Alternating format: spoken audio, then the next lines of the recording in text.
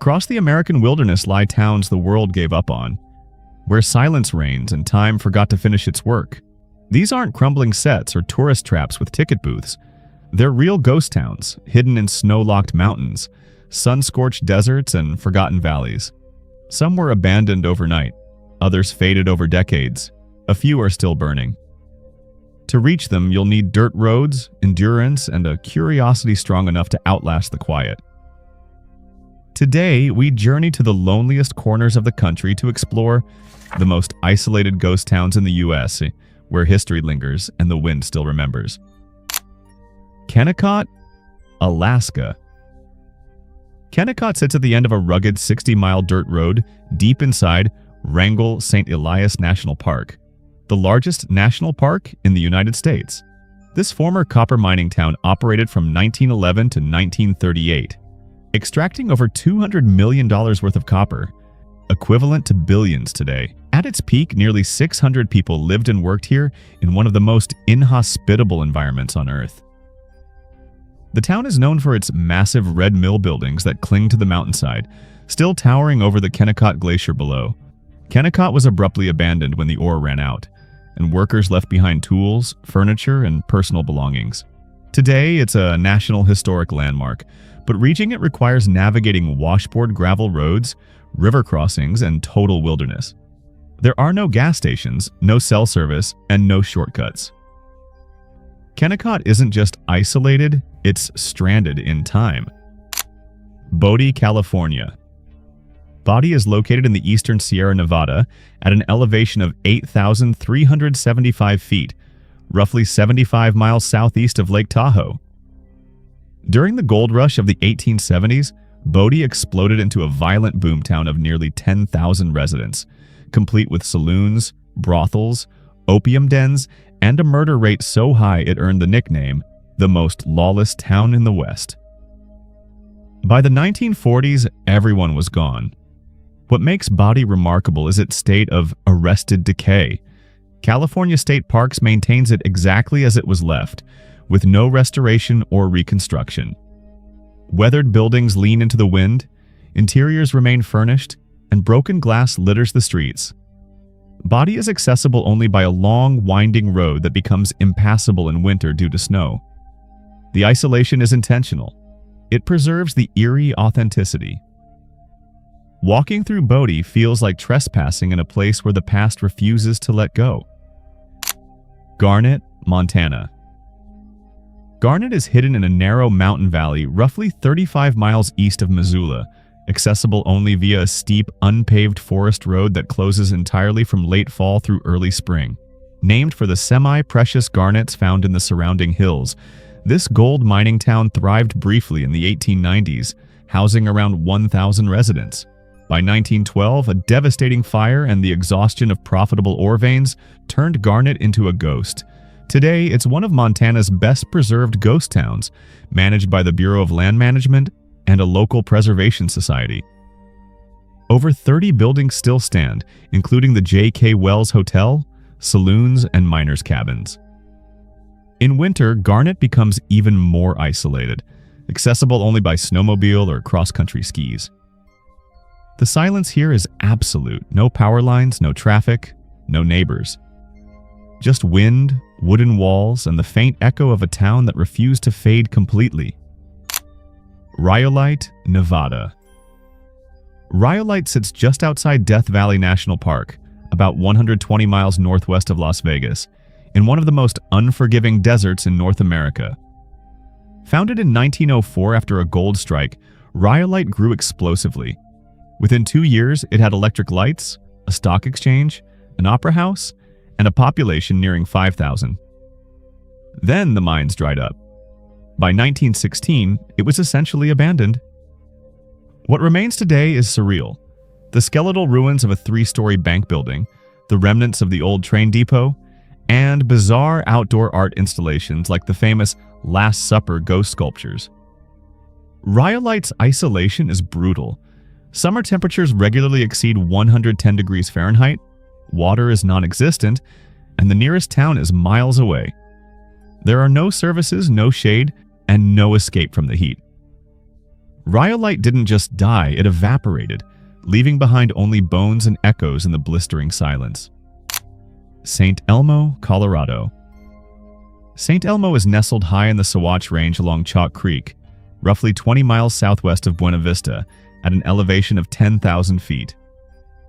Established in 1880 as a mining and railroad supply town, St. Elmo once supported nearly 2,000 residents and served as a vital link for the Denver, South Park, and Pacific Railroad.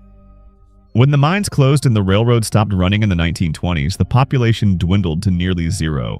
What makes St. Elmo special is its preservation. Many original wooden structures, including the town hall, general store, and homes, remain standing and largely intact. The town is accessible by a winding dirt road that becomes treacherous in winter and impassable during snowstorms. Surrounded by towering peaks and dense forest, St. Elmo feels like it exists in a pocket dimension. Isolated, quiet, and strangely untouched by the century that's passed since its abandonment. Dragordo, California. Cerro Gordo clings to the edge of the Inyo Mountains in eastern California, perched at 8,500 feet above the Owens Valley, more than 7 brutal miles up a steep, rutted mountain road. Founded in 1865 after massive silver and lead discoveries, it once produced millions in ore and supplied much of the silver that helped build Los Angeles. At its peak, nearly 5,000 miners, merchants, and outlaws lived here in a lawless, wind-beaten settlement known for violence and sudden deaths. When the mines collapsed in the early 1900s, so did the town. Today, over 20 original structures remain, including a weathered hotel and bunkhouses that groan in the mountain wind. Snow frequently cuts off access in winter, and there is no cell service, no nearby town, and no easy exit. Cerro Gordo doesn't just feel remote. It feels suspended above the modern world, stranded between sky and desert. Thurman, West Virginia. Thurman sits along the New River Gorge in southern West Virginia, accessible primarily via a narrow single-lane bridge and a railroad track that still sees occasional freight traffic. Once a booming coal town controlled by the Chesapeake and Ohio Railway, Thurman housed over 500 residents in the early 1900s and was known for its rowdy saloons and 24-hour gambling dens. As coal declined and the railroad scaled back, so did the town. Today, Thurman has a population of 5, yes, 5, making it one of the smallest incorporated towns in America. Most of the town is now owned by the National Park Service as part of the New River Gorge National Park and Preserve. The old depot, bank, and storefronts remain, but they're locked in time, surrounded by dense Appalachian wilderness. Thurman isn't just isolated geographically, it's culturally and economically cut off, a relic of an industry that left it behind. Banick, Montana. Bannack is located in a remote valley in southwestern Montana, about 25 miles west of Dillon, far from any major highway or population center. Founded in 1862 after a gold strike, Bannack became Montana's first territorial capital and briefly housed over 3,000 fortune seekers. It was a rough, lawless place, home to the infamous outlaw sheriff Henry Plummer, who was eventually hanged by vigilantes. By the 1970s, Bannack was completely abandoned. Today, it's a state park with over 60 original structures still standing, including the hotel, schoolhouse, church, and gallows. Unlike other ghost towns, Bannack has been minimally reconstructed, preserving its raw, weathered authenticity. Reaching it requires driving through miles of rolling plains and gravel roads with little to no cell service. The isolation is palpable. Bannack feels less like a museum and more like a place the world simply forgot. Centria Pennsylvania. Centralia is located in the anthracite coal region of central Pennsylvania, roughly 100 miles northwest of Philadelphia. Unlike most ghost towns, Centralia wasn't abandoned due to economic collapse. It was evacuated because the ground beneath it is literally on fire. In 1962, a trash fire in an abandoned mine accidentally ignited an underground coal seam, and it's been burning ever since. For decades, toxic gases seeped into homes, the ground cracked open, and temperatures soared to dangerous levels. By 1992, the government condemned the town, bought out residents, and demolished most structures. Today, only a handful of people remain, around 5, living in a surreal, apocalyptic landscape. The infamous graffiti-covered section of Route 61, buckled and smoking, has become an eerie landmark.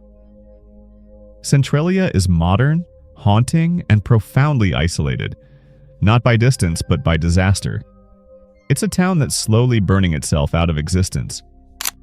Animas Forks, Colorado. Animas Forks sits at a staggering 11,200 feet in Colorado's San Juan Mountains, about 12 miles northeast of Silverton along a narrow, rocky four-wheel drive road that is buried in snow for more than half the year. Founded in 1873 during a fierce gold and silver rush, the town once supported nearly 450 residents battling brutal winters and avalanche threats. Temperatures regularly dropped below minus 20 degrees Fahrenheit, and snow could pile 2 stories high against wooden buildings. When the mines failed in the early 1900s, the town emptied rapidly. Today, more than a dozen fragile structures remain standing against alpine winds, including the iconic 2-story Duncan House. There is no power, no water, no services, only thin air and silence. Reaching Animas Forks requires endurance, elevation tolerance, and a vehicle built for punishment. It isn't just isolated, it's suspended above civilization. Calico, California. Calico lies deep in the Mojave Desert of San Bernardino County, about 10 miles from the nearest highway, and surrounded by barren, sun-blasted hills that shimmer under relentless heat. Established in 1881 after a major silver strike, Calico quickly grew to over 1,200 residents, with saloons, boarding houses, and a bustling main street carved into the desert rock. When silver prices collapsed in the 1890s, the town emptied almost overnight. Unlike polished tourist reconstructions, large sections beyond the main strip remain stark and exposed. Mine shafts, collapsing cabins, and silent desert trails stretching for miles. Summer temperatures routinely soar past 110 degrees Fahrenheit, and shade is scarce. The desert wind moves through empty doorways and abandoned shafts with a hollow, whispering sound. Calico's isolation isn't hidden in forests or mountains. It's laid bare in open desert, where the horizon feels endless and the silence feels permanent. Out there, miles from cell service and civilization, these ghost towns don't just sit in silence. They wait, holding stories the modern world forgot but never fully buried. And if you think isolation is unsettling, click on America's Darkest Towns, where sin is completely legal, and discover the places where the rules disappear and the shadows start making their own. Don't forget to like, share, subscribe, and step into the hidden side of the world with Oddly Abroad.